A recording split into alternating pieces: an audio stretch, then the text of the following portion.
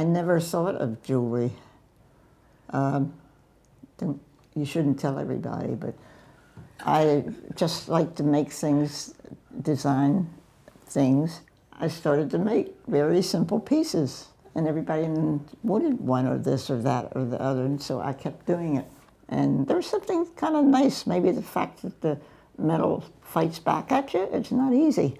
I mean, you know, when you file and saw, it's a resistance and kind of excitement of, you know, I know just where I'm going. And hope somebody else enjoys it, but I never worried about that. I figured somebody would like it. Betty, as a child, you often visited the Walters Art Museum. Oh, yes. What did you enjoy looking at in the museum? One of the first things I was charmed by was a hippopotamus in blue, bright blue with dark blue stripes on it and big eyes and funny looking tail. And another thing I saw was a mirror that was just a circle with a handle. And I thought everything else in the museum was full of everything, you know, and so the simplicity of some pieces stay in your mind, stay in your head. It was an important museum to us. Betty, you studied at MICA, but as I remember, you said before that you really didn't study jewelry at MICA. Don't forget it was the 40s. Right. So there weren't many, well, there were lots of courses, but I was a teacher, Ed, so we had a craft class because all teachers have to know how to do this and work with wood and work with fiber and work with clay and work with metal. And that's where it all started, to explore different materials and really simple techniques. They were very simple. Oh, simple enough to do with children. Simple.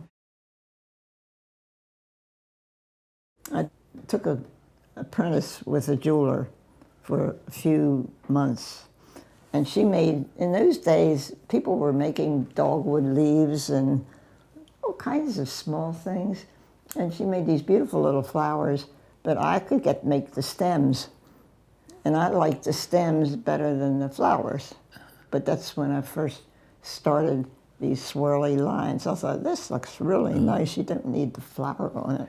And that was a point that got me into just simple shapes. When you moved to open your shop on Tyson Street, and when you lived on Tyson Street there, did you do it in part as a place to show your work, or it was a part of the intention? Sure, it was a tiny little house, and I had a workshop in the back with saws and drills and the few things that you need. And then the front was a showroom, which I was very proud of. I knew some potters at the time and some other craftsmen, and I had their works there also.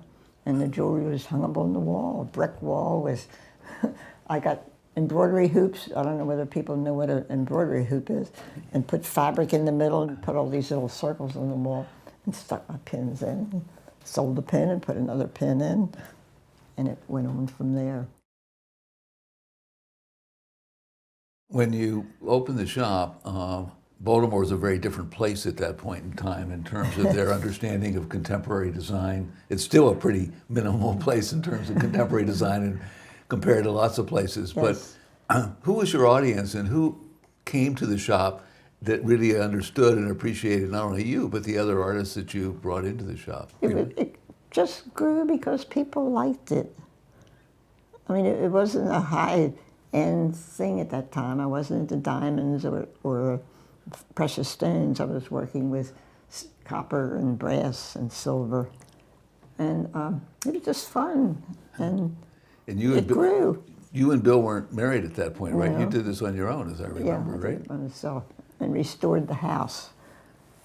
Wow. Now, how I've realized I could buy a house, I don't know. You just do things. Well, it was a $3,000 house. That was a lot of money, It though. had been empty for about 10 years. Also, I could lean out the windows and paint the house. It was so small. And that got in the paper a couple times. And around this time, you were getting a reputation well beyond Baltimore, and you participated in a couple of exhibitions at the Museum of Modern Art in the early 50s called Good Design. Yeah, that was. What did you think good design was?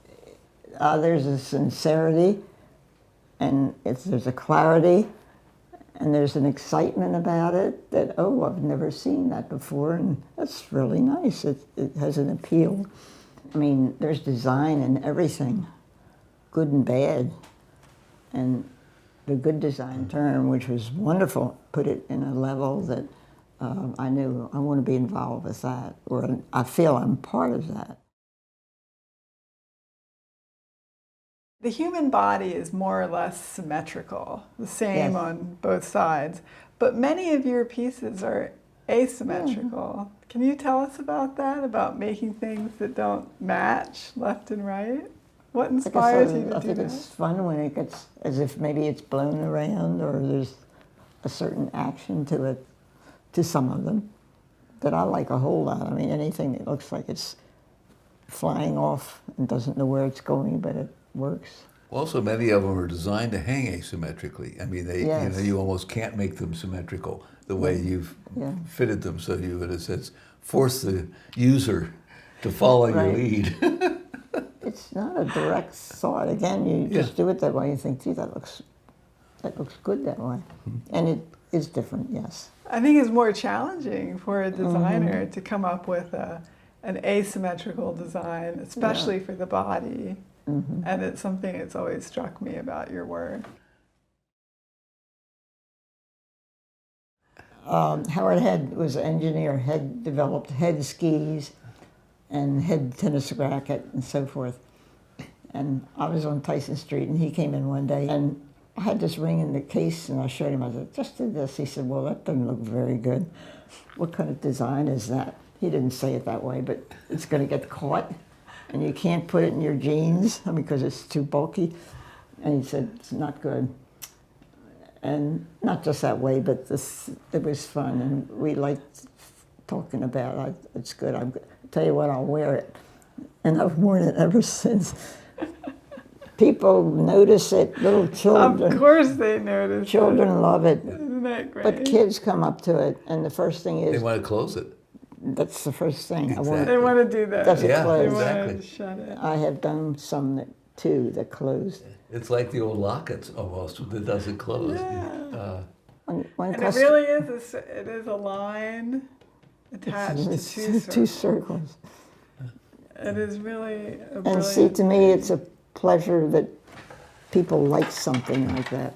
Well, the other thing which Or is, I wouldn't make it. I think the soldering of the surfaces that you combine is unbelievably not easy to do cleanly. And yet elementary. It's simple. very Simple. elementary, but you It's do the them in a first- way so first that they're grade. very clean and they really work. This one's on the edge, but this one's not on the edge. You know, it's all those kinds of decisions that It's get more than you made think. that are, Design. in a we sense, call it. they're It is they- pure they- design. they make it what it is, but they're not accidents.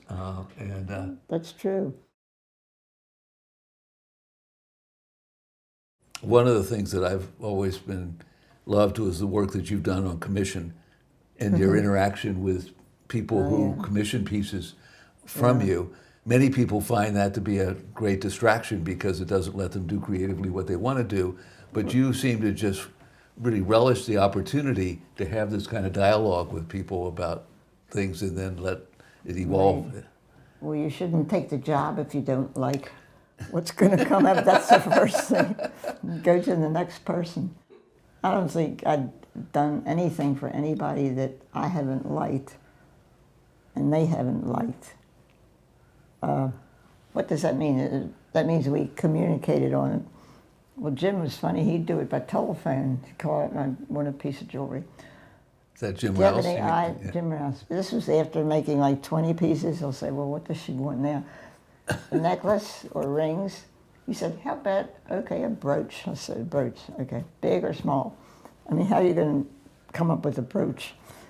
So then we defined the material and the size and everything. And then I had no clue farther than that, except I just start making sketches. And then you would show him the drawing, Oh, and yeah, he and would he- say, "I he- want it to go the other way," or I'd do like 5 rough sketches. I mean, he could read the sketches. I would do a whole lot, 5, 10, 20, depends on what we were doing. And then he'd pick some and send it back, and then I'd refine it. I had to do that for myself because I didn't know where I was going. I didn't have to make a prototype, but I made a good drawing enough that he could see what it was. But a lot of customers I work with, I can just go like this, and they'll say, "Oh, that's fine." just with your hand. Oh, wait, man, it's going to look like this, and yeah, I'll put the stone right here. And they know it's going to come out right.